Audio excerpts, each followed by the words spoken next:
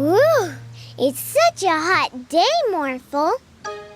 We should have an ice cream. Ooh, ice cream. Huh? What's that?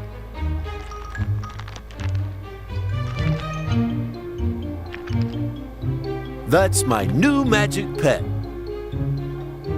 He loves the cold. That's not a magic pet, Daddy. It's a penguin. What? Ah, so that's why it didn't seem to have any magic powers. We should bring it back to the South Pole.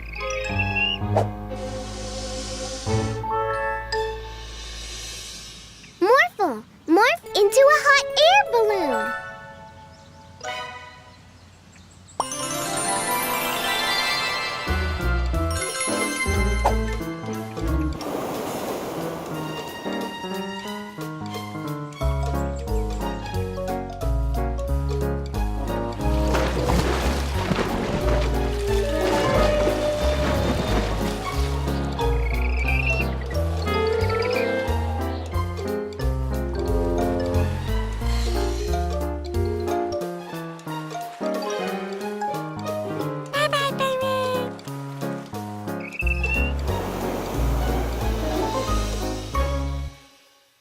I can't believe I thought that poor penguin was a magic pet.